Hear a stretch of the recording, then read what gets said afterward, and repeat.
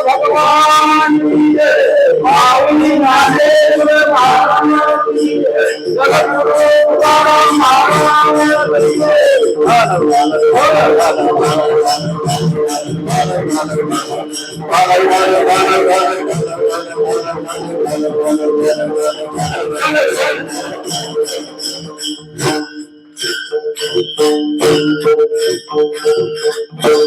एक गाऊ आम्ही विठोबाचे नाम, एक गाऊ आम्ही विठोबाचे नाम, अनेकांचे काम नाही आता, मोडून या वाटा सूक्ष्म दुस्तर, केला राजभार चाले ऐसा, लावणी मृदंग श्रुती टाळ घोष, सेवू ब्रह्मरस आवडीने, मोडून या वाटा सूक्ष्म दुस्तर, केला राजभार चाले ऐसा, तुका म्हणे महापातकी पतित, तुका म्हणे महापातकी पतित, होती जीवनमुक्त हेरा मात्रे, मोडून या वाटा सूक्ष्म दुस्तर, केला राजभार चाले ऐसा, पांडुरंग करू प्रथमान मना, पांडुरंगा करू प्रथमान चरण संतान किया,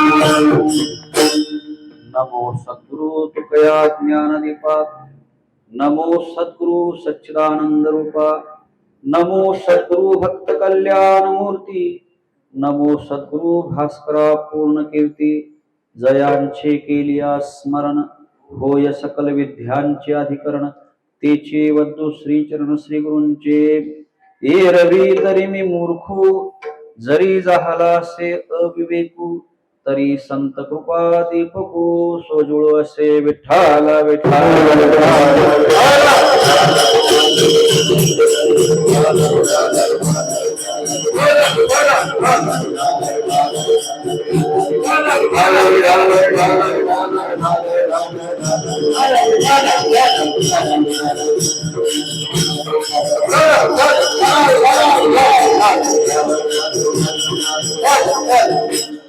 एक गाऊ आम्ही विठोबाचे नाम, अनेकांचे काम नाही आता। प्रस्तुत प्राप्त सेवेचं प्रयोजन आपल्या गावामध्ये संपन्न होत असलेला हा हरिनाम यज्ञ आणि त्या यज्ञानिमित्त आजच्या वाट्याची सेवा माझ्या परमभाग्यानं माझ्याकडे आली। सेवेकरता घेतलेला अभंग सर्वांच्या पाठांतरातला जगद्गुरु तुकोबरायांचा नामपर वर्णन करणारा असा हा सोपा अभंग आहे। काही वेळा आपण थोड्या थोड्या व्याकरणाच्या चुक्या करतो बरं का। मी सुरुवातीला सांगतो एक गाऊ असा आहे, कारण अभंग हा समष्टीला घेऊन चालणार आहे। व्यष्टीपुरता जेव्हा अनेक वचन होतं ना तेव्हा गाऊ एक गावे आम्ही नाही, एक गाऊ गाव। दुसरी गोष्ट कीर्तनामध्ये आपण सर्वजण आहोत, कीर्तन सगळ्यांचं आहे, वारकऱ्यांचं नाही, टाळकऱ्यांचं नाही, सगळे सगळे। कारण अभंगातच म्हटलेलं आहे लावणी मृदंग श्रुती टाळ। त्यामुळं ज्यानं त्यानं आपली भूमिका ही 100% दुसरा टाळ वाजवते म्हणून आपण गप बसायचं नाही। आपल्याकरता संप्रदायानं अगोदर पोटोबा आणि मग विठोबाशी सोय केलेली। हा जर कीर्तन जेवणाच्या आधी असतं तर मी समजू शकलो असतो बाबा अंगात काही त्राण नाही, 10 महिन्याच्या आजारातनं उठून आल्यासारखं कीर्तनला उभं राहायचं। पहिलाच कीर्तन भगवंताचं आहे आणि त्याच्याकरता आपल्याला या जन्मामध्ये मोक्षाचा प्रवास तुकोबराय अभंगातून सांगतात. तिथपर्यंत जायचं तर ती आचारसंहिता पाळली पाहिजे ना. नामाकरता अधिकार सर्वांना आहे, पण नाम घ्यायचं कसं त्याचा विधी माहित पाहिजे. आणि त्या विधीनं नाम घेतल्यानंतरच मग तेने मुक्तिचारी. नुसतं देवाची द्वारी उभा क्षणभरी मग कितीतरी मोक्षाला गेली असती. लक्षात घ्या, काय काय लोकांनी वेळ नसतो, ती जाता जाता चप्पल बी काढीत नाहीत पायातलं. देवाची द्वारी उभारला ना क्षणभर, म्हणून का तेने मुक्तिचारी साधी. तो विधी वेगळा आहे. लक्षात घ्या, नाम हे सोपं आहे म्हणून सांगितलं, पण नाम सुद्धा ज्या पद्धतीनं संतांनी घ्यायला सांगितलं त्या पद्धतीनं घेतला तर मोक्ष आहे, अन्यथा तो प्राप्त व्हायचं कारण नाही. त्यामुळं सुरुवातीला सांगतो, जे काय तुमची अरेंजमेंट असं काय असेल, माईक सिस्टीम पहिलाच लावून घ्यायचं. एकदा कीर्तन चालू झालं की त्यामध्ये व्यत्यय काय, पुढं सरकायचं मागं सरकायचं, पुन्हा टिकून बसायचं आत्ताच. एकदा विश्लेषण नका. मी मग मी अशा कीर्तनात मग जोडे आणतो की मग लोक म्हणतात पुढच्या वर्षी महाराज, असं होण्याची शक्यता असते. त्यामुळे अगोदर गोड बोलून सांगितलेलं आहे. काय तर मालिका बघून येतात त्यासनी मागे जागा द्या, काय हरकत. विठ्ठल विठ्ठल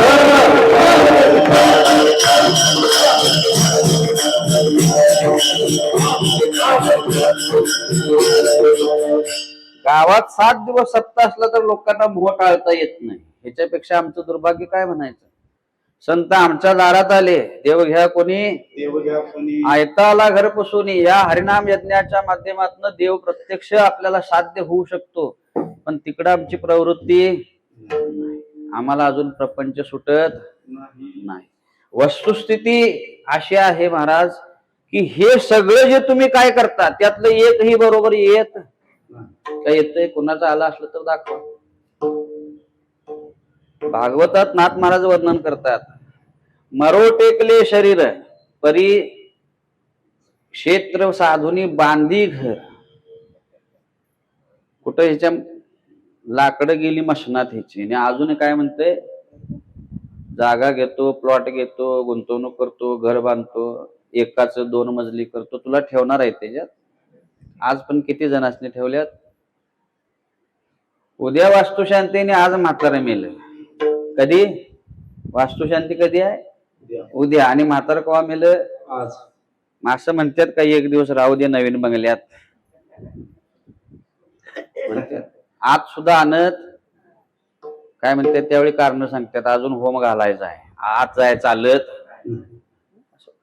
जे आपल्या हिताचं नाही त्याच्याकडे माणसाची प्रवृत्ती जास्त, आणि जे आपल्या सोबत कधी येणार नाही किंवा ज्याच्यामुळे आपल्या पारलौकिक जीवनावरती कशाचाही सकारात्मक परिणाम होणार नाही ते करायला माणसाची प्रवृत्ती आहे ना.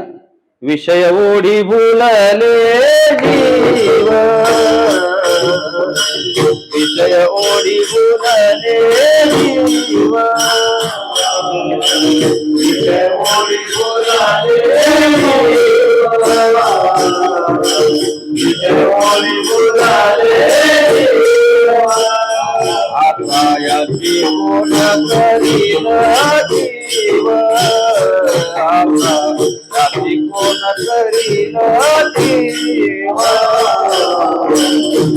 कोण करील जीव,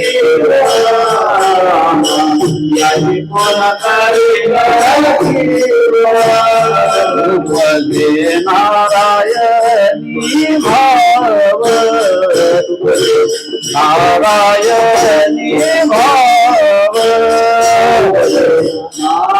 नारायणी भाव,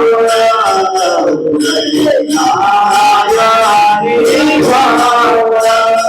पाहुनी ठावन रे, पाहुनी ठावन रे, कोण दुःख धरिले संसारी,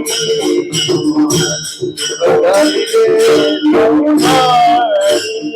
पाहुनी ठावन रे, पाहुनी ठावन रे,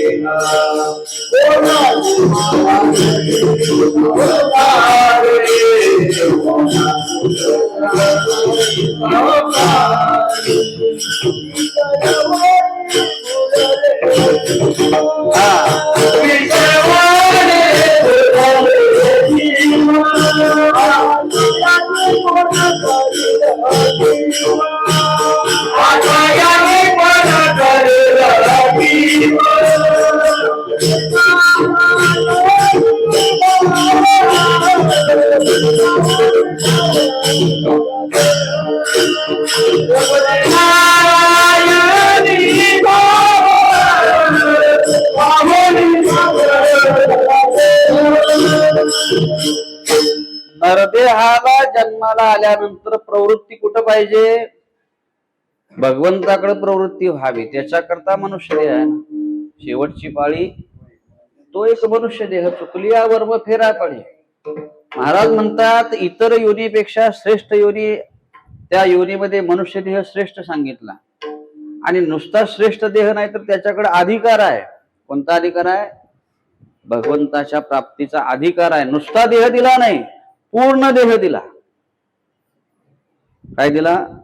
कसा देह दिला? पूर्ण दिला. दिली इंद्रिय, हात, पाय, कान, डोळे, मुख, बोलाया, वचन. हे दिलं कशा करता? जेने तू जोडसी नारायण आणि नासे जीवपणा भवरोग. म्हणजे भगवंताची प्राप्ती आणि जन्म मृत्यूच्या फेऱ्यातून निवृत्ती याच्या करता नरदेह दिला. आणि त्या भगवंताच्या प्राप्ती करता लागणारी बुद्धी ती सुद्धा आम्हाला देऊन पाठली. आणि या बुद्धीचा वापर करायचा, या देहाचा वापर करायचा मनुष्य देहीचे ज्ञाने सच्चिदानंद पदवी घेणे एवढा अधिकार नारायणे कृपा अवलोकने आम्हाला अधिकार दिलाय. बजावायचा का नाही तो जेसतीने ठरवायचा. काय म्हणतो? अधिकाराच्या बाबतीत भगवंतानं श्रेष्ठ कनिष्ठ पापी पुण्यवान स्त्री पुरुष गरीब श्रीमंत असा कुठलाही भेद केलेला देखे मनुष्य जात सकळ. हे तो स्वभावता भजनशील, प्रत्येकाला भजन करण्याचा अधिकार आहे. अधिकार बजावायचा का नाही ते कुणाकडे सोपवलंय? हे ठरवायचं. कीर्तन गावात चालू आहे, सप्ताह चालू आहे, जायचं का नाही हे ठरवायचा अधिकार आम्हाला दिला. हा कीर्तनाकरता लागणारा आवश्यक शरीर दिलं, पण कीर्तनापर्यंत प्रवृत्ती व्हावी का नाही हा निर्णय कुणी घ्यायचा आहे? ज्याचं त्यानं घ्यायचं आहे. म्हणून महाराज म्हणतात की आपुली आपण करा सोडवण संसार बंधन तोडावे. आपल्याला सगळ्या जबाबदाऱ्या दुसऱ्यावर सोडायची एक पद्धत लागलेली आहे. परवा सुद्धा मी बोललो होतो, मला वाटतं शिंदेवाडीत. लोक आयुष्यभर कधी रामाचं नाव घेत नाहीत आणि तिरडीव चालताना कोण म्हणतंय? म्हणतंय कोण? तिरडीवचं काय चालणारी? चालणाऱ्याने म्हटलं म्हणून ते काहीतरी हाय म्हणता. ऐकणार गेलंय. तुम्ही राम नाम म्हणून त्याला मोक्ष मिळायचा. आता असं समजा भूक लागली तुम्हाला, तुमच्या बदली दुसरा जेव्हा बसला तर तुमची भूक भागल का? एखादा कीर्तन करणं ह्याला तर दुसरा उभा करता येईल, मान्य. पण ज्याला भूक लागली त्यानंच जेवावं, ज्याला तहान लागली त्यानंच पाणी प्यावं, ज्याला मोक्ष पाहिजे त्यानेच परमार्थ करावा. का दुसऱ्याने करून जमेल? या सगळ्या ज्या काही पद्धती आहेत लक्षात घ्या. हे आम्हाला प्रवृत्त होण्याकरता सांगितलं. आजा मिळा पापराशी नामे नेले वैकुंठाशी. अगदी मान्य. पण एकदा नाव घेऊन आणि मृत्यूशयेवर नाव घेऊन नुसतं जर असा मोक्ष प्राप्त झाला असता तर मग प्रत्येक जण अधिकारी आहे मोक्षाचा. लक्षात घ्या. त्याच्याकरता साधना व्हावी. आजामेळाचं पूर्ण चरित्र आपल्याला माहित नाही, आपल्याला फक्त तेवढाच प्रसंग सांगितला जातो. लक्षात. आता मला अभंगाकडे वळायचं आहे म्हणून मी आजामेळाची कथा सांगत नाही, पण आजामेळाचं संपूर्ण चरित्र वाचा की मृत्यूशयेवरचा आजारी असणारा नारायणाला बोलवल्यानंतर जे काही विष्णुदत्त तिथं आले त्याच्यानंतर घडलेली कथा अजून आपल्याला पूर्णांशाने माहिती. लक्षात. एकदा नाव घेऊन भगवंताची प्राप्ती होत नाही. आम्हाला प्रवृत्त करण्याकरता हे सांगितलेलं आहे. जसं लहान मुलाला शाळेत पाठवण्याकरता आमिष काहीतरी दाखवावं लागतं ना. कोण चॉकलेट देतं, कोण लेमनची गोळी देतं. हे आमिष दाखवलेलं आहे का? एक दिवस गेला की दुसऱ्या दिवशी जाईल, दुसऱ्या दिवशी गेला की तिसरं करत करत करत त्याला सवय ह्या पद्धतीनं आपल्याला सांगितलेलं आहे. असो, म्हणून आपलं जीवित ध्येय आहे ते भगवंताची प्राप्ती आणि जन्म मृत्यूच्या फेऱ्यातून मुक्ती. आणि त्याच्या करता जो काही मार्ग आहे तो मार्ग या अभंगातून तुकोबरायाने आपल्याला सांगितलेला आहे. अभंग 4 चरणात आहे. 4 चरणाचा भावार्थ आपल्याला सर्वोत्तम सांगतो. पहिल्या चरणामध्ये साधनाची अनन्यता सांगितली. एक गाऊ आम्ही विठोबाचे नाम साधन आहे. काय आहे? नाम हे काय आहे? साधन आहे. त्या नामाची म्हणजे त्या साधनाची अनन्यता सांगितली. कशाच्या पार्श्वभूमीवर सांगितली? अनेकांचे काम नाही आता. हा शब्द आपल्याला बघायचा आहे, लक्षात ठेवा, अंडरलाईन करून ठेवा. अनेकांचे काम नाही आता म्हणून एक गाऊ आम्ही विठोबाचे. कळते? अनेकांचे काम नाही आता म्हणून एक गाऊ आम्ही विठोबाचे. इतर मार्गाने परमार्थ प्राप्ती होत नाही असं नाही, पण आता हा शब्द लक्षात ठेवा. म्हणजे साधनाची अनन्यता किंवा साधनाची एकविधता सांगितली की ह्या युगामध्ये आम्हाला भगवंताच्या प्राप्तीपर्यंत जायचं असेल तर साधन कोणतं आहे? तर नाम हे साधन आहे. आणि त्या नामाची अनन्यता पहिल्या चरणामध्ये सांगतात. त्याचबरोबर आणखी एक गोष्ट सांगतात की नाम घ्यावं ते कुणाचं घ्यावं, म्हणजे देवतेची अनन्यता सुद्धा पहिल्या चरणामध्ये सांगितलेली आहे. नाम असंख्य आहेत, बरोबर आहे ना? भगवंताची नाम अनेक आहेत, पण त्या अनेक नामापैकी कोणतं नाम घ्यावं त्याचा निश्चित निर्देश सुद्धा या अभंगाच्या पहिल्या चरणामध्ये केलेला आहे. भगवंताची पुष्कळ नाम आहेत, परंतु आपल्याला जे आत्ता घ्यायचं आहे, म्हणजे वारकऱ्याचा जो धर्म आहे त्याच्याकरता सांगितलं की विठोबाचे नाम. दुसऱ्या चरणामध्ये महाराज म्हणतात की हेच साधन आम्ही का निवडलं? नाम हेच. त्याची इत्तंभूत मीमांसा जी आहे, इतर मार्ग आहेत, नाहीत असं नाही, पण त्याच्यामध्ये काही दुर्लभता आहे, सूक्ष्मता आहे, दुर्गमता आहे, काहीतरी अवघड आहे, काहीतरी चुकलं तर काहीतरी आपल्याला त्याच्यापासून साध्यापासून आपण दूर जाण्याची भीती आहे, म्हणून निश्चित साध्यापर्यंत पोहोचवणार असं ते आहे. मोडून या वाटा सूक्ष्म दुस्तर. भगवंतापर्यंत पोहोचण्याच्या अनेक वाटा आहेत, त्या मी मोडल्या म्हणतात, कारण तिथं गेल्यानंतर थोडीशी चुकामुक होण्याची शक्यता आहे. मग आम्ही काय केलं? तर केला राज्यभार.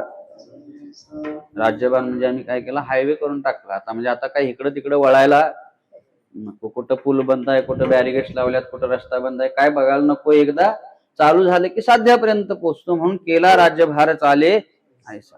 आता ही नामरूपी साधना आहे ती 2 प्रकाराची आहे. एक व्यष्टीची साधना आणि दुसरी समष्टीची साधना. व्यष्टीची साधना करण्याचा प्रकार वेगळा आहे आणि समष्टीची साधना करायचा प्रकार वेगळा आहे. मी सुरुवातीला म्हटलं की हा समष्टीचा अभंग आहे. एक गाऊ म्हणजे सगळे आले.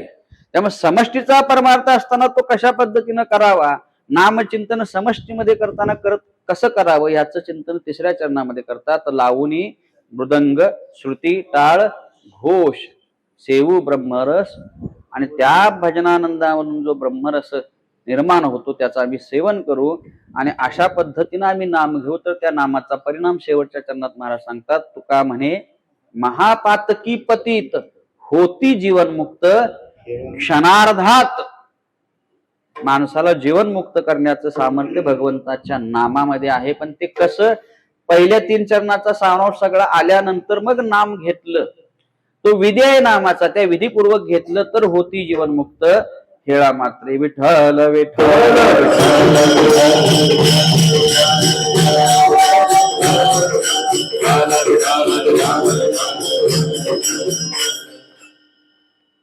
भगवंत प्राप्तीची अनेक साधनं शास्त्र ग्रंथामध्ये सांगितलेली आहेत.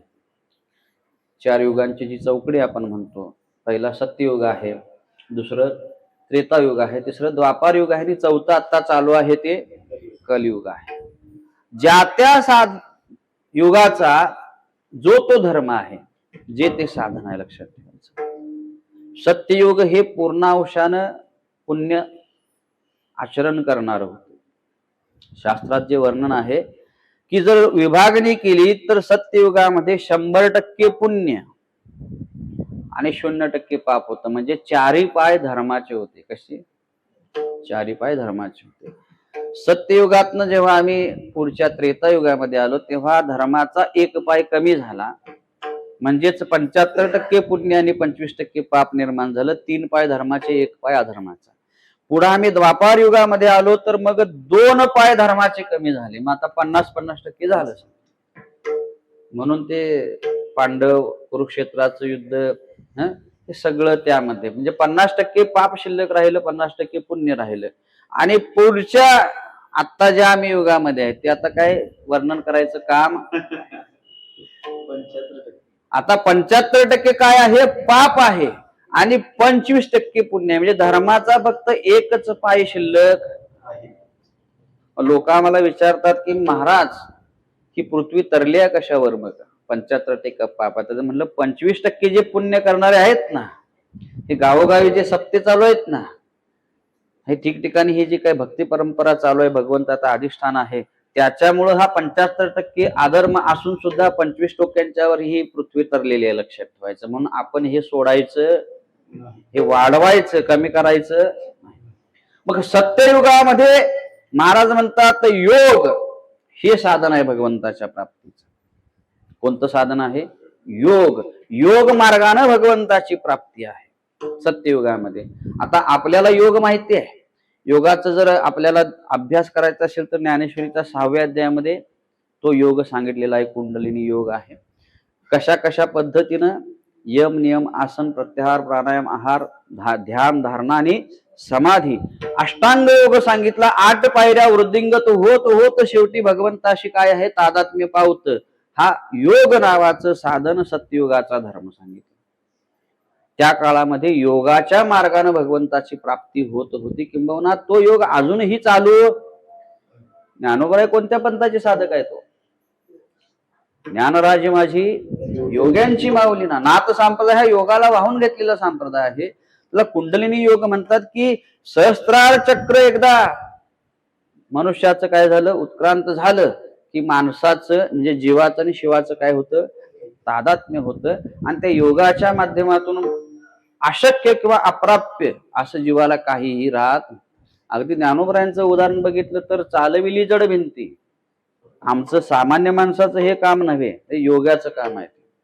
मेलेला सच्चिदानंद बाबाला जिवंत केलं, योगाचं काम आहे. रेड्यामुखी वेद बोलविला, म्हणजे योगाची पात्रता आणि योगाला प्राप्त होणारा अधिकार मोठा आहे. आत्ताही काही काही योगी आहेत ते आपल्या समाजात येत नाहीत, लक्षात ठेवा. गिरीकंदरामध्ये साधना करत बसलेले आहेत. हा झाला सत्ययुगाचा धर्म भगवंत प्राप्तीचा. त्याच्यानंतर त्रेतायुगामध्ये महाराज म्हणतात याग हे भगवंताच्या प्राप्तीचं साधन आहे. म्हणजे यज्ञ, होम, हवन करणं आणि त्याच्या माध्यमातून भगवंताची प्राप्ती करणं ही शक्य होत. पुढे द्वापार युगामध्ये पूजा तंत्र विधान सांगितलं. म्हणजे षोडशोपचारे विधियुक्त भगवंताची पूजा केली जायची आणि त्या विधियुक्त पूजेने भगवंताची प्राप्ती आहे. म्हणजे योग मार्ग निर्गुणाकडे जाणार आहे, तर पूजा मार्ग हा सगुणाकडे जाणार आहे. सगुण भगवंताच्या सगुण रूपाची षोडशोपचारे पूजा करणं, आपल्याला पुढे त्याचं चिंतन करायचं आहे. अशा पद्धतीनं द्वापार युगामध्ये पूजा तंत्र विधान हे भगवंताच्या प्राप्तीचं साधन होतं. आणि कलियुगामध्ये भगवंताच्या प्राप्तीचं साधन काय, ते पहिल्या चरणामध्ये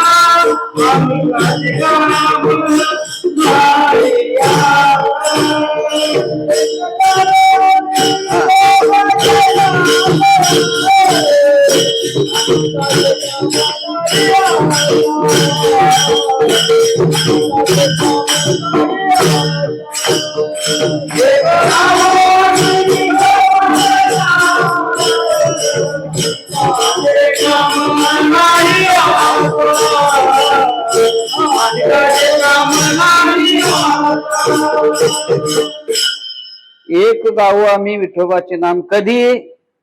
आता. आता म्हणजे कोणता? आता चालू आहे कलियुग, आणि कलियुगामध्ये जे साधन सांगितलेलं आहे ते भगवंताचं नाम हे साधन आहे. लक्षात, कलियुगी सुगम साधन न लगे योग याग त्याग दान, निर्लज्ज करता हरिकीर्तन, चारी मुक्ती चरणवंदिती. भागवत कारणात महाराज सांगतात भागवतामध्ये, कलियुगाचं साधन कोणतं आहे? कलियुगी सुगम साधन न लगे योग याग त्याग दान, म्हणून ज्ञानोबराय सुद्धा हरिपाठात म्हणतात, हरी योग याग विधी येणे नोहे सिद्धी, योग याग विधी येणे नोहे सिद्धी, आयाती उपाधी संभधर्म,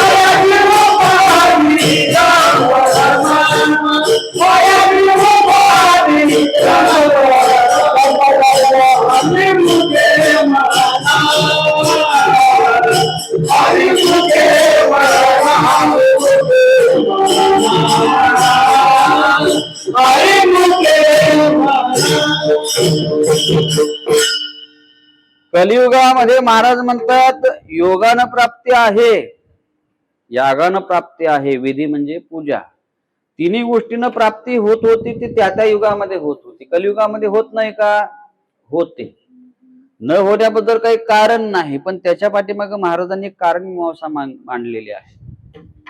तुकोबराय आपल्या एका अभंगात म्हणतात, अवघ्या वाटा झाल्या क्षीण, कली न घडे साधन, उचित विधी विधान, न कळे न घडे सर्वथा.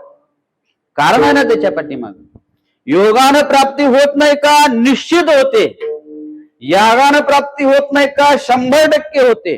विधीनं म्हणजे भगवंताची पूजा केली तर प्राप्ती होत नाही का? 100% होते. पण कलियुगामध्ये आमच्या अशी परिस्थिती निर्माण झाली, महाराज त्याचं वर्णन करतात, अर्थे लोपली पुराणे, नाश केला शब्द ज्ञाने, विषय लोभी मने, साधने ही बुडविली.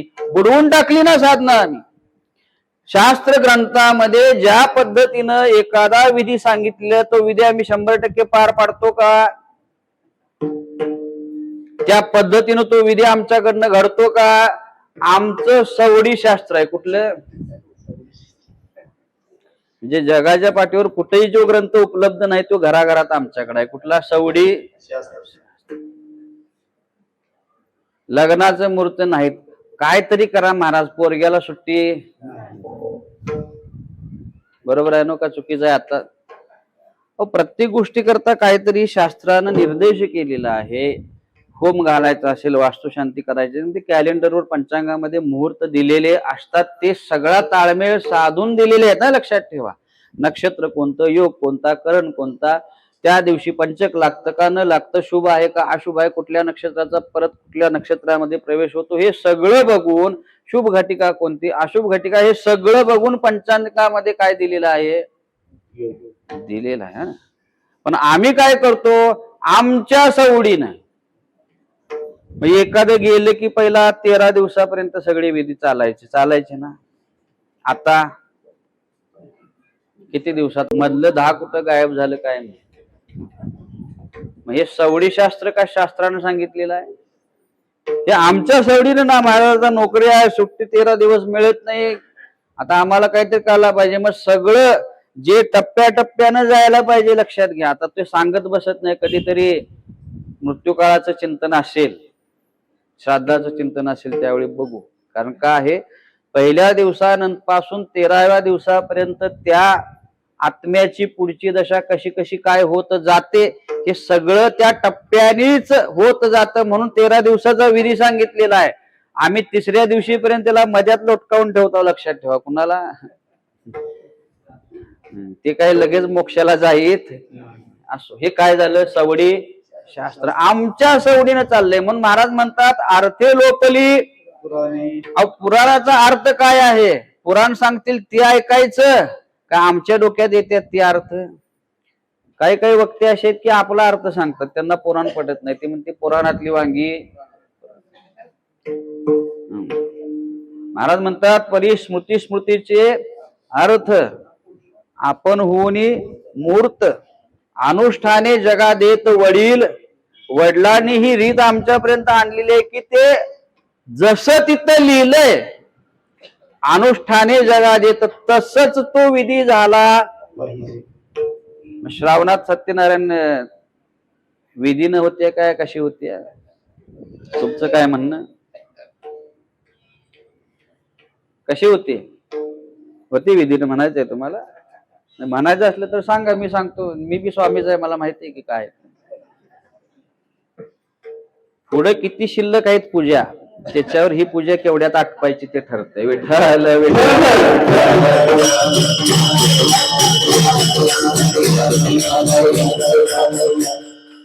मग ती यथासांग होत नाही, आमच्या त्या वेळेच्या मोजमापात होत असते. म्हणून महाराज म्हणतात नाश केला शब्द ज्ञाने विषय लोभी म्हणे. मला पुढच्या 4 पूजा व्हायच्या आहेत म्हणून मी काय करतो, इथं आटपतो. मग ती यथासांग होत नाही. साधने ही बुडविली. मग ती सत्यनारायण पूजा कशी तुम्हाला फळ देईल ते तुम्ही मला सांगा. तुम्हीच सांगायचं, मी काय सांगत. साधनं बुडवून टाकली ना आम्ही. ज्या पद्धतीनं जी गोष्ट व्हायला पाहिजे त्या पद्धतीनं ती होत नाही. म्हणून तुकोबांनी सरळ परामर्श दिला की उचित विधी विधान न कळे न घडे सर्वथा. सर्वार्थानं त्या विधियुक्त त्या साधनाचा अवलंब केला जाऊ शकत नाही. जरी योगानं प्राप्ती आहे, यागानं प्राप्ती आहे, विधीनं प्राप्ती आहे, पण योग करायची निश्चित पद्धत माहिती नाही, यागाची निश्चित पद्धत माहित नाही. काय आहे ती पुढच्या चरणाच्या विस्तारामध्ये आपण बघणार आहोत. विधी कसा करायचा तो आम्हाला माहित नाही. आमच्या मनानं आणि आम्हाला जमेल तसा, परमार्थ जमेल तसा नसतो. शास्त्रानं सांगितलंय तसा करावा लागतो. लक्षात. सगळीकडे नियम आहेत ना. एखाद्या कार्यालयात तुम्ही गेला तर त्या कार्यालयातल्या सगळ्या तत्वांचा अवलंब करावा लागतो का नाही? का साहेबाच्या खुर्चीवर आपण बसून चालेल? ती बी खुर्ची आणि ही बी खुर्चीच आहे ना. पण त्या खुर्चीला काहीतरी वेगळा मान आहे, ह्या खुर्चीला काहीतरी वेगळा मान आहे. म्हणजे ज्या कार्यालयात गेल्यानंतर तिथल्या सगळ्या तत्वांचा अवलंब केला तर फळ आहे, तसं परमार्थात प्रवेश केल्यानंतर परमात्म्यातल्या सगळ्या तत्वांचा स्वीकार केला, अंगीकार केला आणि त्यानुसार आचरण केलं तर फळ आहे. आमच्या मनाप्रमाणे परमार्थ करून भगवंताची प्राप्ती कधीही होणार नाही. मग योग याग विधी जरी चांगले असले तरी कलियुगामध्ये त्या पद्धतीनं त्याचं आचरण आम्हाला घडत उचित म्हणजे योग्य आहे ते तसंच्या तसं. कारण आता कसं आहे, पूजा करणाऱ्यालाच माहित नाही पूजा कशी करायची. काय काय आता युट्यूब बर्जे आहेत, तुम्हाला सांगायचं. कसले बर्जे आहेत? आणि आता कोणी पत्रिका बघत नाही, ती कॉम्प्युटरवर जन्मतारीख आणि हे टाकलं की कुंडली तयार होऊन येते. कोण काढते पत्रिका? आता आपलं डोकं चालवायची गरज. पुढचं आयुष्याचं भविष्य सुद्धा कशावर निघतंय ते सॉफ्टवेअरच फीड करून ठेवले. माणसाला काय अभ्यास करायची आता गरज? तुम्ही जाताना पत्रिका वगैरे दाखवायला तुम्हाला सुद्धा ते करता येतं, फक्त ते सॉफ्टवेअर तुमच्याकडे. ज्याला सांगायचंय भविष्य, परवाची गोष्ट सांगतो. दुबईमध्ये संमेलनाला ज्योतिष संमेलन होतं. कुठं होतं? दुबईत. कोण गेले? भारतातले सगळे प्रख्यात ज्योतिष गेले. कसलं संमेलन? ज्योतिषांचं. गेलीत जाताना आणि तिथनं जाऊन मोदीला फोन करायला. आता आम्हाला इथनं काय चालू झालं, अरे तू भविष्य लोकांचं सांगतोस ना, जगाचं भविष्य सांगतोस ना तू, मग मी जाऊ का नको हे तुला कळालं नाही? तुझी पत्रिका तू बघितली नाही अगोदर? कळायला पाहिजे होतं का नको पाहिजे होतं? तिथं जाऊन फोन करण्यापेक्षा पुढचं काय घडणार आहे मग त्यालाही माहित नाही ना, पुढे काय घडणार आहे ते. म्हणून उचित विधी विधान न कळे आणि घडणं तर त्याच्यापेक्षा अवघड आहे. कळणं तर लांबच आहे, जरी कळालं तरी ते कृतीमध्ये उतरणं आणि 100% तंतोतंत तसाच्या तसा विधी त्या मार्गानं अवलंबन सोपं नाही. म्हणून महाराज म्हणतात, जरी योग याग विधी चांगला असला तरी आता म्हणजे या कलियुगामध्ये त्याच त्या पद्धतीनं यथार्थ आचरण आपण करू शकत नाही. म्हणून कलियुगाकरता सोपा मार्ग सांगितला. काय सांगितलं? हरी कलियुगी करावे हरीचे कीर्तन,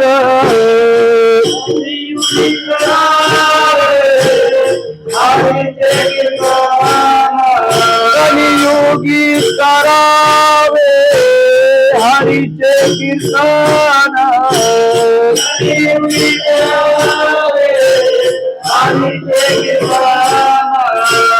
तेने नारायण तेने नारायण येईल भेटी, तेने नारायण येईल भेटी,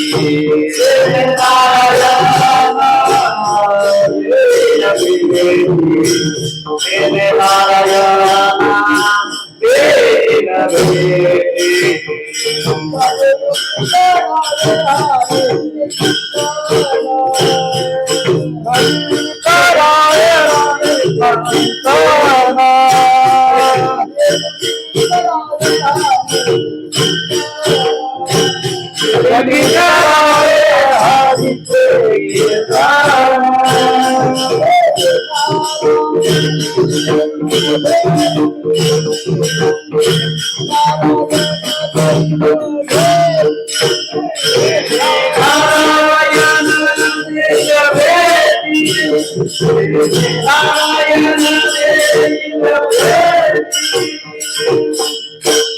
कलियुगामध्ये इतर साधनं ही क्षीण झालेली आहेत. महाराज म्हणतात काय झालं, इतर साधनं क्षीण झालीत. ज्या पद्धतीनं त्यानं फळ द्यायला पाहिजे त्या पद्धतीनं ती फळ देऊ शकत नाही. कारण कलियुगाचं मुख्य साधन हे काय आहे? योग ज्या पद्धतीनं सत्ययुगामध्ये फल प्रदान करण्याला समर्थ होता, कलियुगामध्ये तो साधकाच्या पात्रते अभावी फल प्रदान करण्याला असमर्थ आहे. पात्रता असेल तर निश्चित आहे, पण पात्रता आम्हाला ती घडत नाही. मग कलियुगामध्ये काय करावं? कलियुगाचा धर्म कोणता? महाराज सांगतात, हरिर्नाम हरिर्नाम हरिर्नाम ही केवलम कलो नास्तैव कलो नास्तैव नास्तैव गतिरन्यथा. कलियुगामध्ये इतर साधनाने गती प्राप्त होणार नाही. कलो नास्तैव, कलीमध्ये इतर साधनांची गरज. तर कशाने प्राप्ती होईल? हरेर्नाम हरेर्नाम हरेर्नाम ही केवलम, भगवंताचं नाम हे कलियुगाचं साधन असल्यामुळं तुकोबराय ते साधन स्वतःही करतात. असं नाही की फक्त तुम्हाला सांगितलेलं आहे.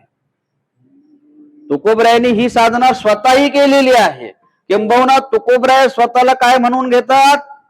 हरी आलो म्हणे तुका मी नामाचा धारक, आलो म्हणे तुका मी नामाचा धारक, आलो म्हणे तुका मी नामाचा धारक, आलो म्हणे तुका मी नामाचा धारक. एकंदराची काय आठवी नाही लोका, आठवी नाही लोका, आलो म्हणे तुका, आलो म्हणे तुका, नामाचा धारक, नामाचा धारक, नामाचा धारक, नामाचा धारक, नामाचा धारक, नामाचा धारक. एकंदर शिक्का पाठविला आमच्या टपाला पोस्ट करताना शिक्का मारून पाठवले. कशावरती? टपाल खात्याचं काम कसं चालते माहिती ना, ते शिक्का मारल्याशिवाय ते टपाल जाईत नाही. तिकीट लावायला लागते, नुसतं तिकीट लावून चालत नाही, त्याच्यावर त्या पोस्टाचा शिक्का पडाय. तसं तुकोबराय म्हणतात वैकुंठाहून आम्ही पाठवतो, आम्हाला इकडे पाठवलं, आम्ही वैकुंठवासी, पण जेव्हा आम्ही आलो तेव्हा आमच्यावर शिक्का मारून पाठवला. कोणता शिक्का मारला? एकंदर शिक्का पाठविला हे लोका तुका. आलो म्हणे तुका मी नामाचा, आणि मी नामाचा धारक असल्यामुळे तुकोबरायांची साधना काय आहे? आम्ही नामाचे धारक, आम्ही नामाचे धारक,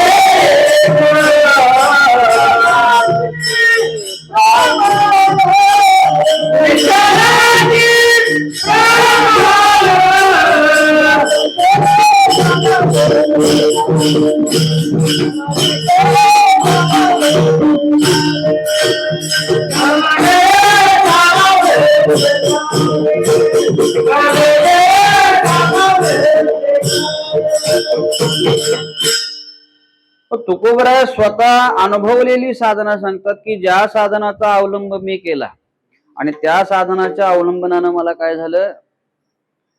तुकोबराय म्हणतात विषयी विसर पडिला आणि शेष अंगी ब्रह्मरस ठसावला, ही अवस्था मला प्राप्त झाली. त्या भगवंताच्या नामानं मला काय झालं? विठोबा भेटला, निर्विकार म्हणतात. 14 दिवसा माझी साक्षात्कार झाला. विठोबा भेटला, त्या भगवंताची प्रत्यक्ष प्राप्ती तुकोबरायांना. कोणत्या तुकोबरायांचं अखंड चरित्र बघितलं तर तुकोबरायांनी इतर काही तुम्हाला केलेलं दिसतं का? मला सांगा. तुकोबरायांच्या गाथ्यामध्ये आत्मचरित्राचं वर्णन करणारे पण अभंग आहेत. त्याच्यामध्ये महाराज म्हणतात काही पाठ केली संतांची उत्तरे. बरोबर आहे ना? विश्वास धरून काय केलं? कीर्तन करतात त्यांच्या मागे ध्रुपद धरलं आणि मग प्रत्येक एकादशीला कीर्तन करायला सुरुवात केली. त्यांच्या आत्मचरित्रामध्ये कुठंही भगवंताचं नामचिंतन सोडून अन्य साधन केल्याचा एकही पुरावा दाखला आपल्याला दिसत. कारण का? नामाचा धारक आहे, आणि नामाचा धारक आहे म्हणून तुकोबरायांनी वेष्टीमध्ये साधना केली, ती नामाचीच केली. आणि जेव्हा भगवंताची प्राप्ती झाली, आता हे आमच्या करता म्हणूया, भगवंताची प्राप्ती तुकोबरायांना नंतर झाली. कारण का? जीवनाचं आपण दर्शन घेत असता तुकोबरायांचे साधक दशेतले अभंग आहेत, साध्य दशेतले अभंग आहेत, आणि साध्य नंतरचे त्याला भक्तीच्या परिपूर्णतेनंतरची अवस्था जी आहे, ज्ञानोत्तर प्रेम लक्षणा भक्ती, त्याचेही अभंग आहेत. काही उपदेशपर अभंग आहेत. आपण म्हणायचं की भगवान तुकोबरायांना प्राप्ती नव्हती. कारण का? अर्भकाचे साठी पंते हाती धरली. मग ते पंताना हातात पाठी धरल्यामुळे त्याला गमबन येत नाही, अशातला भाग. नातवाला शिकवायसाठी त्याला गिरवायला लागतोय, त्याला येत नाही म्हणून गिरवत. तसं आम्हाला कळण्याकरता तुकोबरायांना साधना करावी लागते. का? आम्हाला ते कळावं साधना कशी करायची. तुकोबरायांना देव तर आहे ना, चौयुगांचा भक्त नामा हा कीर्तनी. मग मागचे 4 अवतार, नामदेवाच्या नंतरचा अवतार तुकोबराय, पण त्याच्या पाठीमागचे 4 अवतार कुणाचे? देवाबरोबर आहे तुकोबरायांचे, म्हणजे देव कायम तुकोबरायांच्या सोबतच आहे, त्यांना प्राप्त करण्याकरता वेगळं काही करायची गरज पडली नाही. पण आम्हाला दाखवण्याकरता ही गाथा लिहिली आणि त्या गाथ्यामध्ये साधक आणि साध्य दशेचं वर्णन केलं. त्यानुसार तुकोबरायांनी जी उपासना पद्धतीचा अवलंब केला ती उपासना पद्धती म्हणजे भगवंताचं नामचिंतन. आता हे नामचिंतन करत असताना दोन पद्धतीनं केलं जातं.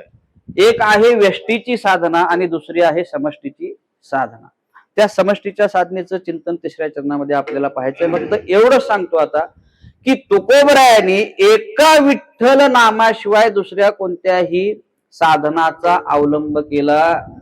तुका म्हणे जपा मंत्र त्रिअक्षरी, ह्या नामाच्या साधनानं तुकोबराय म्हणतात आम्हाला इतर साधन करायची गरज का पडली नाही. त्याचं प्रमाण तुकोबराय देतात. काय नो हे केले, काय नो हे केले, काय नो हे केले, एका चिंतिता विठ्ठले, एका चिंतिता विठ्ठले, एका चिंतिता विठ्ठले, एका चिंतिता विठ्ठले, एका चिंतिता विठ्ठले, एका चिंतिता विठ्ठले.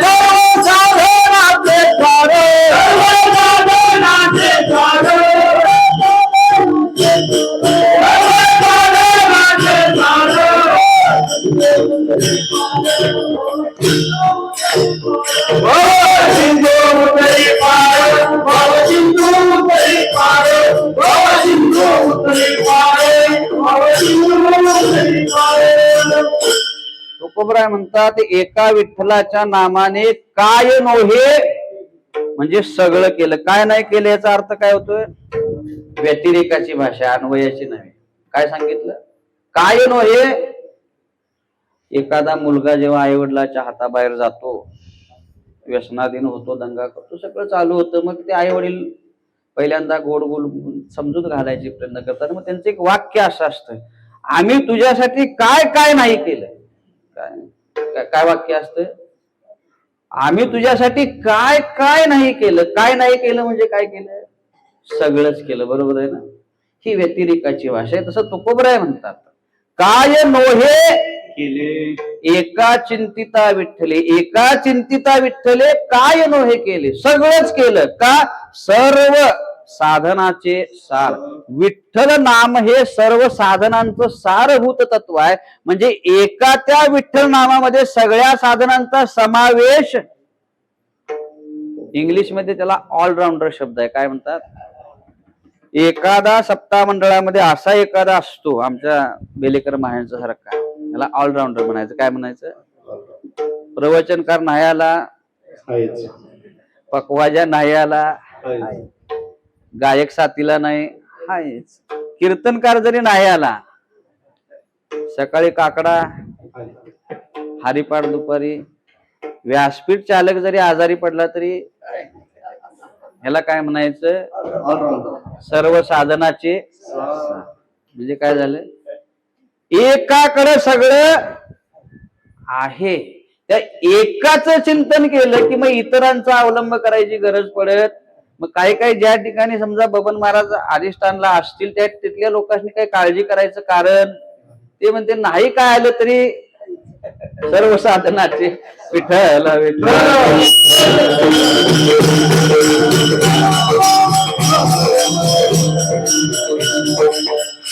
तसं नाम हे साधन असं आहे की त्याला इतर साधनांचा आधार घ्यायची, कुबड्या घ्यायची गरज नाही. ते स्वयंसिद्ध आहे. 16व्या अध्यायात ज्ञानोबा सांगतात, पाशिके पोती वागुरा, सुने ससाने चिकाटी खोचरा, घेऊरी जाय पारदी डोंगरा पारदी जायसा. एखादा पारदी असेल, शिकारी असेल आणि त्याला एखाद्या जर सावजाची शिकार करायची असेल तर त्याला काय काय साधन लागते हो? एका साधनात भागत पाशिके म्हणजे फासक लागते, पोती लागतात, वाघूर जाळी पाहिजे, सुने म्हणजे शिकार करणारी कुत्री सुद्धा लागतात. ससाना नावाचा पक्षी शिकार करायला मदत करतो, ससानाही सोबत घेतो. चिकाटी म्हणजे काही काही प्राणी चिकटून बसावे म्हणून केली जातात. शेतात तुम्ही लावते ना चिकट सापळे, ती किड चिकटून बसायची, तर चिकाटी आणि खोचरा म्हणजे भाला, पळून चाललं तर भाला मार. एवढं सगळं चाललंय कशा करता? एक शिकार करण्याकरता. किती किती साधनं घेतल्यात. हेनं नाही झालं तर तेनं नाही झालं तर हेन. पण जंगलात असणारा वाघ किंवा सिंह जेव्हा शिकारीला निघतो तेव्हा त्यातलं काय काय घेतो? काय घेतलंय त्यानं? पोत, फासक, भाला, काही त्याला काही घ्यावा लागत नाही. तो एकटा स्वयंसिद्ध आहे शिकार करण्याकरता. इतर साधनांचा अवलंब करायची गरज नाही. तद्वत नाम हे साधनाचं सार आहे. सर्व साधनं एकत्रित आली नामामध्ये, म्हणून नामाचा अवलंब केल्यानंतर इतर साधनांच्या कुबड्या घेण्याची गरज नाही. म्हणून अनेकांचे काम नाही. आता विठोबा रखुमाई, जय विठोबा रखुमाई, जय विठोबा रखुमाई, जय विठोबा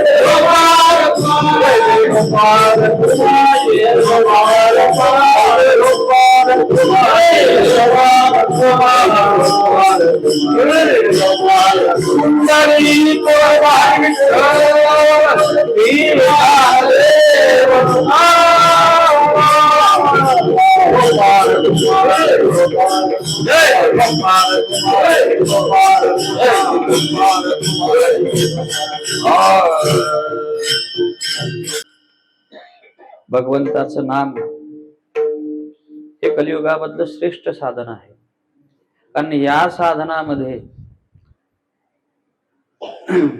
न्यूनता, उणेपणा, साधनाची कमतरता राहिली तर साध्य मिळत नाही असं कधी होत नाही. इतर साधना आहेत, त्या इतर साधनाचं चिंतन आणि नाम यातील जर आपण फरक बघितला नामामध्ये आणि इतर साधनामध्ये, नामाचं श्रेष्ठत्व काय आणि इतर साधनांचं गौणत्व काय, याचं चिंतन दुसऱ्या चरणामध्ये सांगतात. मोडून या वाटा.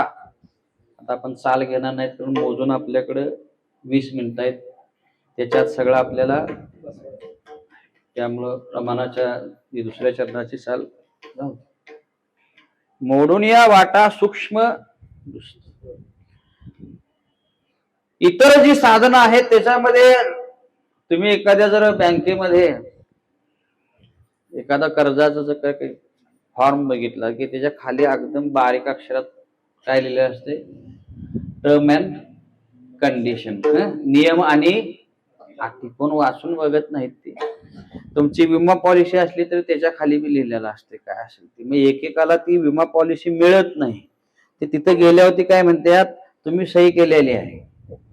हेनं काय वाचून की का ती एवढं बारीक अक्षरात असते ते आपल्याला डोळ्याला दिसत, आणि कोर्टामध्ये त्या गोष्टीचा आधार घेऊन ती तुम्हाला विमा पॉलिसी मिळू देत नाहीत का?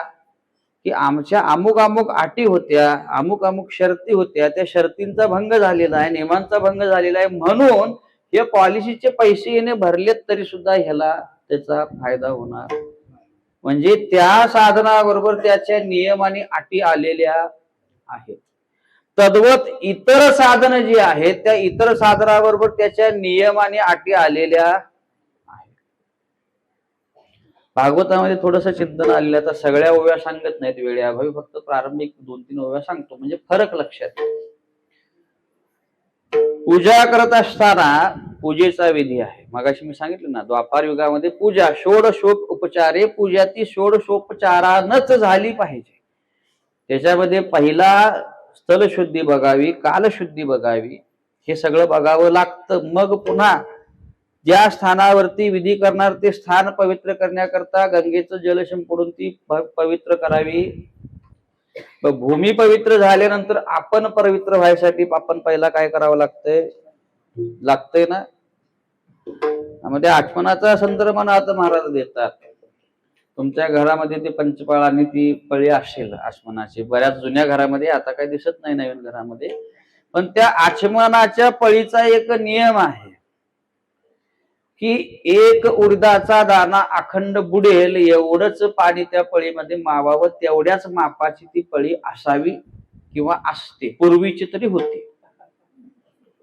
शास्त्र काय सांगतं, आचमनी माश मात्र जीवन, एक उडदाचा अखंड दाना, डाळ नव्हे, तो त्या पाण्यामध्ये पूर्ण भिजेल एवढंच माप त्या पळीचं खोलगट भागाचं असलं पाहिजे. आणि तेवढंच पाणी, आचमनी माश मात्र जीवन, घेतलिया होय पावन. मग तो 3 वेळा आचमन घ्यायचं असतं, बरोबर आहे ना. आणि आचमन घेतल्यानंतर मग संकल्प सोडायचा असतो, बरोबर आहे. आता काय सत्यनारायण सगळी सांगणार नाही, प्रारंभिक विधी सांगतो. पहिला आवाहन झालं, आवाहन झाल्यानंतर आचमन झालं. आचमनामध्ये किती घ्यायचंय पाणी, माश मात्र जीवन, म्हणजे एक उडीद भिजल एवढं पाणी तळ हातावर घ्यायचं आणि तेवढंच प्राशन करायचं. उन्हाळ्याचे दिवस आहेत, घसा सोकलाय म्हणून 3च्या जागी 6 पळ्या घेऊन चालत, किंवा बारक्या पळीने घेण्यापेक्षा आमटी वाढायच्या पळीने पाणी घेतो म्हणला तरी जमत. आचमनी माश मात्र जीवन, घेतलिया होय पावन, मग तो पवित्र होतो. शरीर शुद्धी म्हटले ना त्याला. त्याची अधिक घेतलिया जाण, सुरापान दोष घडे. जर जादा घेतलं तर दारू पिल्याचा दोष, पिलं काय पाणी, आणि दोष कसला लागला, दारू. हा शास्त्राचा नियम आहे ना. सूक्ष्म आणि दुस्तर ही सूक्ष्मता, म्हणजे हे काय आहेत, नियम आहेत, टर्म अँड कंडिशन खाली लिहिलेले, ते आपल्याला माहित नाहीत, आम्ही कशी बी पूजा करतो. हा एक विधी झाला. अधिक घेतल्या जाण सुरापान दोष घडे. तुम्ही मंत्र पुरस्काराला बसलात, नाव घेताय भगवंताचं, पण ते म्हणत असताना त्याच्यामध्ये द्विरुक्ती झाली, जिव्हा द्विरुक्ती बोलता यमप्रहार वाजेल माथा, तेनेची राम राम म्हणता हरिभक्ता यम कापे. शास्त्राने उच्चार करत असताना सांगितलं, जिव्हेनं द्विरुक्तीचा उच्चार करायचा नाही, द्विरुक्तीचा दोष आहे.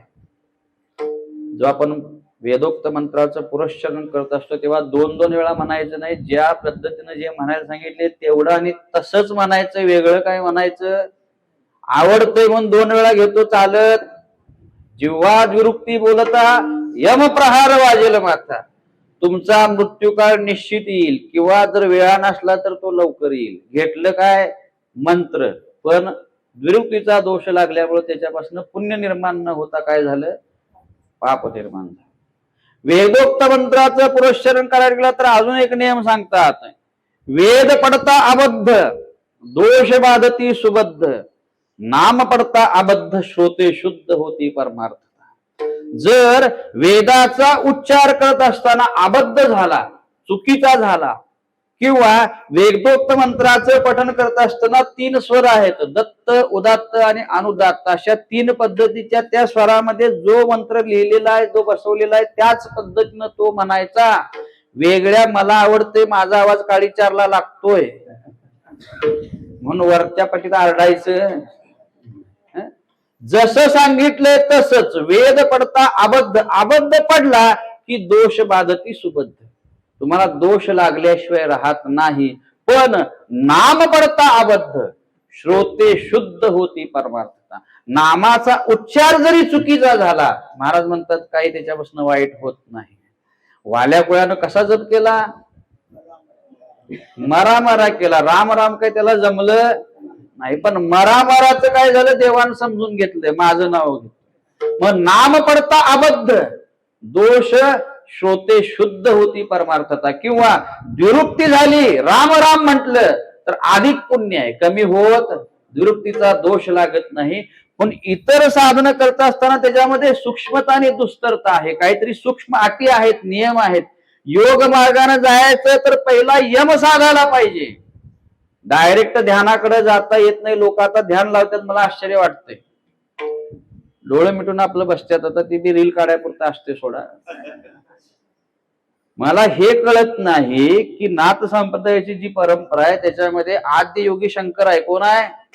आदिनाथ गुरु सकळ सिद्धांचा. तिथनं हा संप्रदाय चालू झाला. तो अजून कोण? शंकर अजून कुठं आहे? कैलासात. आणि काय करतोय? काय करतोय? 6व्या अध्यायात ओवी आहे. ते तर प्रवृत्ती तरुची या गुडी दिसती निवृत्ती फळाची या कुडी ये मार्गीचा कापडी महेश अजूनी. कापडी म्हणजे प्रवासी. अजून तो शंकर ध्यान लावत बसलेला. अजून तो पूर्णत्वाला गेलो असं त्याला वाटत. आणि 4 दिवस योगाच्या क्लासला गेले की 5व्या दिवशी ध्यान लावते.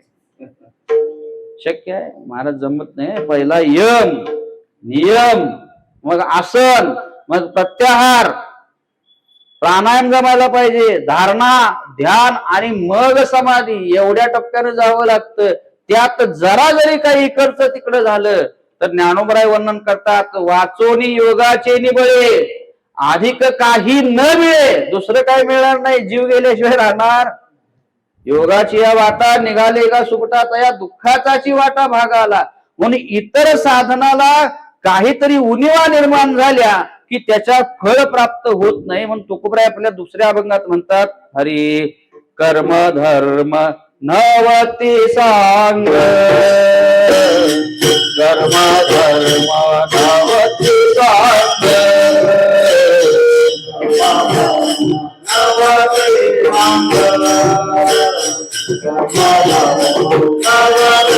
सांग, पूजा अंगे पसना, पूजा अंगे पसना, बलके थाली नामावली, बलच्या थाली नामावली,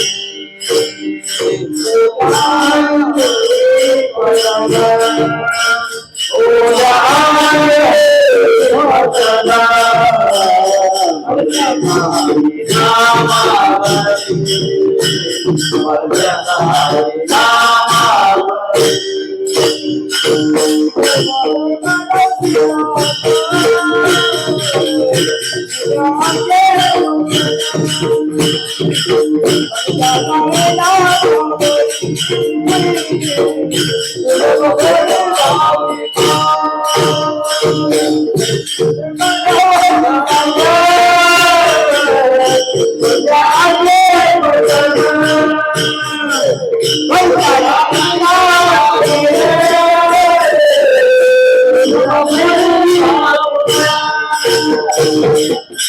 म्हणून तुला रोज कीर्तनला जायला ह्या सप्त्यासनं त्या सप्त्याला जमत.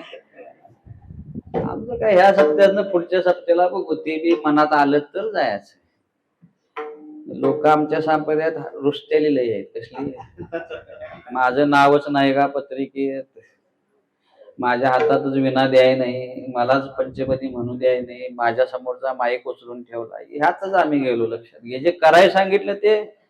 अरे तुझ्या पुढ्यात माईक ठेवतील म्हणाय आलं तर आधी पाठांतर कर, मग दुसऱ्याच्या पुढ्यातला तुझ्या पुढ्यात आणून ठेवतील. आमचा पाठांतरचा पत्ता नाही, माईक वर पाहिजे. कशाला माईक पाहिजे? असो. इतर साधनांच्या तुलनेत नामाचं चिंतन केलं तर महाराज म्हणतात, कर्म धर्म नवती सांग. सांग म्हणजे ती पूर्णत्वाला पोचू शकत नाहीत का?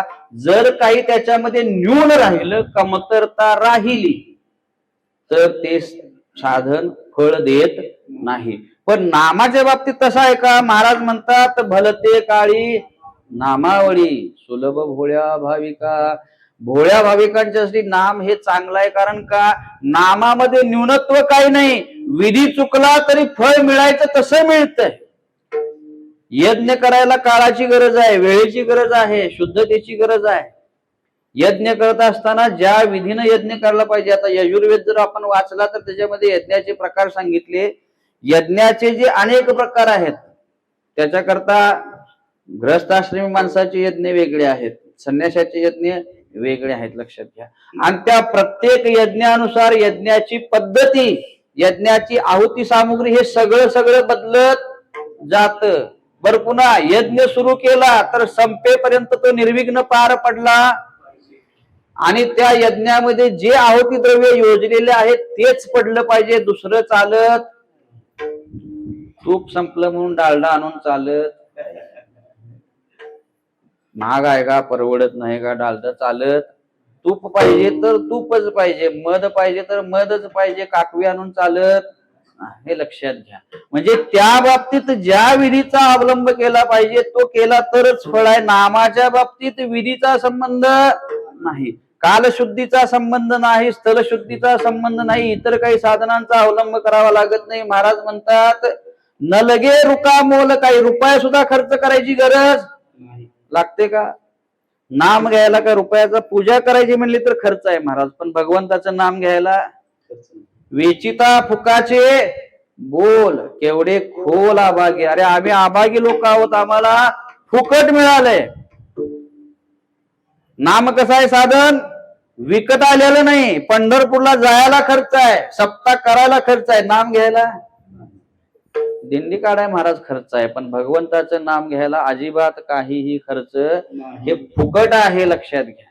वेचिता फुकाचे, फुकट घ्या, नाव फुकट आहे, पण ते घेण्याकडे आमची प्रवृत्ती नाही. फक्त दोन फरक सांगतो आणि पुढच्या चरणाकडे प्रवृत्त होतो. जाणीव नेणीव भगवंती नाही, हरी उच्चारणी पाही मोक्ष. हे एक प्रमाण सांगतो. म्हणजे भगवंताचं नाव तुम्ही जाणून घ्या, अगर नेमतेपणानं घ्या, त्याचं फळ हे मिळणारच.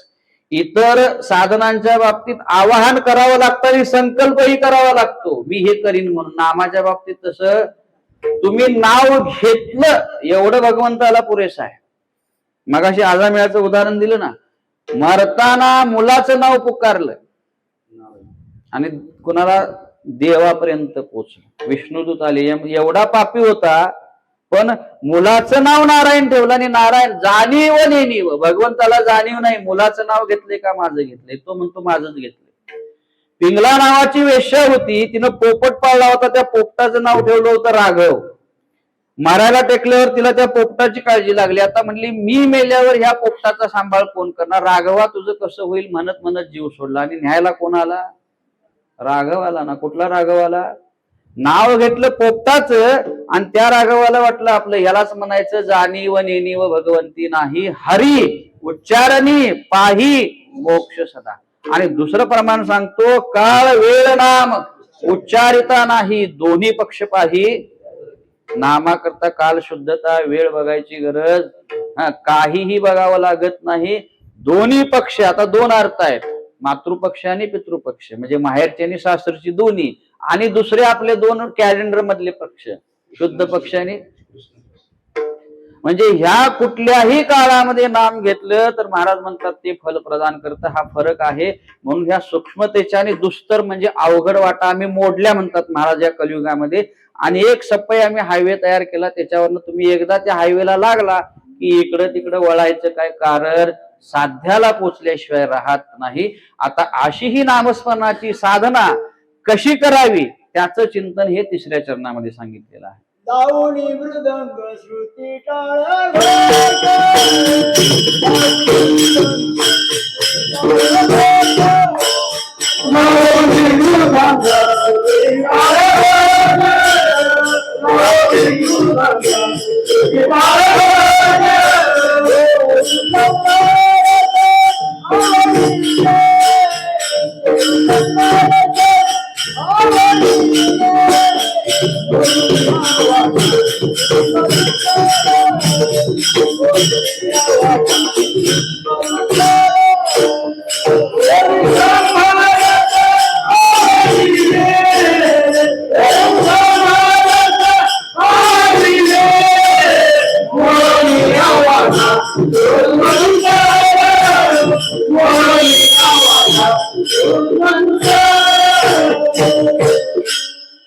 लावणी मृदंग श्रुतीताळ घोष.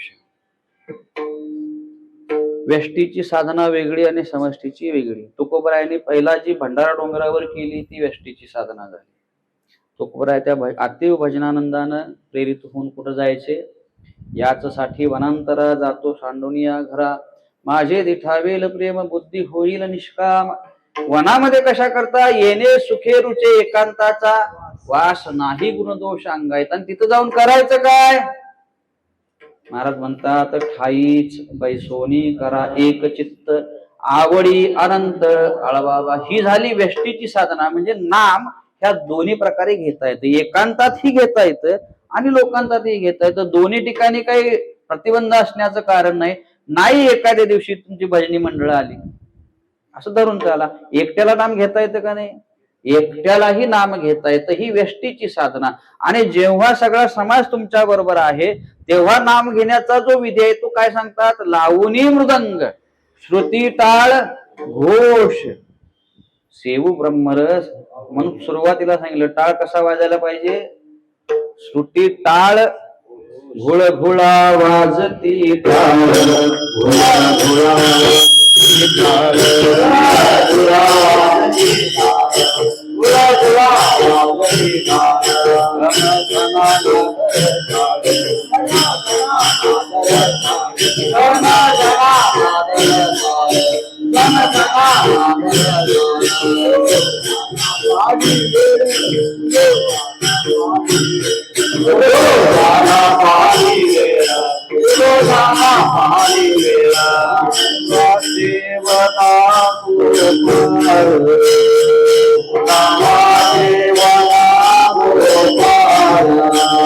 कैसा वासुदेव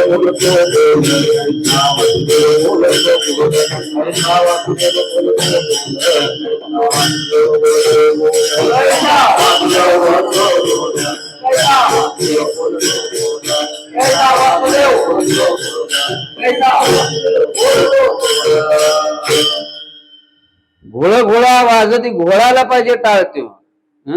आशकपणा अंगात आहे 4 सलाईन लावून आणले असा वाजवायचा. लावणी मृदंग श्रुती टाळ घोष व्हायला पाहिजे. जेथे तुझ्या कीर्तनाचा घोष जळती पापे. मृदंग श्रुती विना लावला पाहिजे. टाळ आणि हे सगळं एका सुरात पाहिजे. बेसूर झालं तर चालत नाही. आणि अशा पद्धतीनं जेव्हा समष्टीची साधना भगवंताचं नामचिंतन करतात महाराज म्हणतात त्या ठिकाणी जो रस प्राप्त होतो तो कोणता आहे? ब्रह्मरस आहे. आता त्या ब्रह्मरसाचं चिंतन करायला आपल्याकडे वेळ कीर्तनाची संपलेली आहे. पुन्हा कधीतरी आपण बघू. पण ब्रह्मरस हा सेवन करण्यासारखा सगळ्यात श्रेष्ठ रस आहे आणि तो भगवंताच्या प्राप्तीनच प्राप्त होत असतो एवढं मात्र लक्षात ठेवावं. आणि तो ब्रह्मरस प्राप्त करण्याचं कलियुगातलं एकमेव साधन म्हणजे भगवंताचं भजन आहे, भगवंताचं नाम आहे. आणि अशा पद्धतीनं जेव्हा आपण भगवंताचं नामचिंतन घेऊ ते नाम कसं व्हायला पाहिजे? वैखरी, मध्यमा, पश्यंती आणि परा. आम्ही आता जिभेनं नाम घेतो ते वैखरीनं घेतो.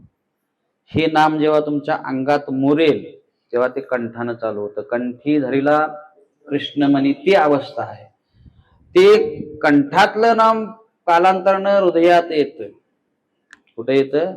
हृदयामध्ये येतं. हृदयापासून नाम चालू होतं आणि हृदयामधलं नाम मुरलं की मग ते कुठं जातं? परावाणीपर्यंत पोचतं. आणि जेव्हा परेन नाम चालू होतं तेव्हा महाराज म्हणतात मग नाम तुम्ही घेत नाही. नाम कोण घेत? कोण घेत? ज्ञानदेवा मौन जपमाळ अंतरी धरोनी श्रीहरी. कोण जपतय? तुम्ही जपायचं. कारण तुमचं काम आहे फक्त त्या परावाणीपर्यंत नाम पोचवायचं आहे ना. नोकरीत काय काय टप्पा दिलेला असतात ना. डॉक्टर काय म्हणतात? सगळेच डॉक्टर तसं नाहीत म्हणा, जे असतील त्यांच्याबद्दल सांगतो. तुम्ही फक्त पेशंट आमच्यापर्यंत घेऊन यायचं. त्याला कसं कापायचं आमचं आम्ही. जसा एक तीळ 7 जणात वाटून खायची पूर्वी तसा एक पेशंट 7 जणात वाटून खाते जातात. सगळीच असं आहेत असं मला म्हणायचं नाही. लक्षात घ्या. कोणी व्यक्तिशा घ्यायचं कारण नाही. बोलायला लागलो तर त्याच्यावर बोलण्यासारखं पुराव्यानिशी माझ्याकडे आहे. कोण डॉक्टर जरी आला तरी मी सांगू शकतो. तसं काही कोर्टात कामाला असल्यामुळे पुराव्याशिवाय काय बोलत एक सांगतो फक्त. म्हणजे निर्देश करतो म्हणजे कोण ऐकणारे असतील त्यांना बी कळावं असली तर. बेसिन टेस्ट म्हणून एक आहे. कसली? बेसिन प्रत्येकाच्या घरात आहे का नाही? काय करते? त्याच्यात हात देऊन सगळं पाणी त्यातनं. जसं काही काही ठिकाणी बेसिन टेस्ट होतं. डॉक्टर हातभर टेस्ट करायला लिहून देतोय. डॉक्टर बी त्याचा आणि लॅब बी त्याचीच. त्या उपचाराचा त्याच्या आजारी असण्याचा आणि त्या टेस्टचा काही संबंध अर्थार्थी लागले डोक्याला आणि गुडघ्याचा एक्सरे काढायला सांगितला तर चालेल म्हणता. तसं ज्याचा काही संबंध नाही मग ते त्यांना माहिती असतं पाठवले म्हणजे गिराईक आहे. मग ते रक्त घेतात युरिन घेतात आणि ते काय करतात त्याला म्हणायचं बेसिन टेस्ट. काय म्हणायचं ते घेतल्या घेतल्या पेशंट गेला की ते बेसिन मध्ये ओतून द्यायचं. त्याची काही तपासणी करायला लागत आणि मग काय तरी रिपोर्ट त्याच्यावरती लिहायचा आणि द्यायचा. अशी मध्ये काही लोक सापडलेली आहेत. मी पुन्हा एकदा सांगतो सगळीच असं करत नाही. असंख्य डॉक्टर आपले जीव वाचवणारे आहेत चांगले आहेत पण काही काही लोक पैशाच्या मोहाला भुलून अशा पद्धतीने काम करणार आहेत. ह्या पद्धतीचा विचार करता महाराज म्हणतात आपलं काम आहे ते नाम परावाणीपर्यंत पोहोचवण्याचं. तिथनं पुढे आपली भूमिका संपली भगवंताची चालू झाली धरोनी श्रीहरी जपे सदा. आणि जेव्हा त्या परावाणीत तुमचं नाम जात तेव्हा त्याचा फलन जे काय आहे ते 4थ्या चरणात महाराज सांगतात. तुका म्हणे महापातके पतित होती जीवन मुक्त हेळा मात्रे. कितीही मोठा पापी असला तरी विठ्ठल विठ्ठल मंत्र सोपा करी पापा निर्मूळ. जळतील पापे जन्मांतरीची. कितीही मोठं पाप असलं तर पाप आहेत पापाचे प्रकार आहेत आणि त्यानुसार त्याची प्रायश्चित्त आहे. तिकडं आता प्रवृत्त व्हायला नको. एवढंच लक्षात घ्या की मोठ्यातलं मोठं पाप जरी असलं तरी नाथ महाराज भागवतात सांगतात जेवढी माझ्या नामाची शक्ती तेवढे पाप नाही त्रिजगती. नामापाशी चारी मुक्ती जाण निश्चित विदेहा. माझ्या नामाची शक्ती आहे त्याच्या समोर कुठलंही पाप उभं राहू शकत नाही. म्हणून त्या भगवंताचं नाम प्रेमानं घ्यावं आवडीनं घ्यावं महाराजने सांगितलंय म्हणून असं जर घेतलं तर महाराज म्हणतात होती जीवन मुक्त हेळा मात्रे. ज्ञानेश्वर माऊली ज्ञानराज माऊली ज्ञानेश्वर माऊली ज्ञानराज माऊली ज्ञानेश्वर माऊली ज्ञानराज माऊली ज्ञानेश्वर माऊली ज्ञानराज माऊली ज्ञानेश्वर माऊली ज्ञानेश्वर माऊली ज्ञानराज माऊली ज्ञानेश्वर माऊली ज्ञानराज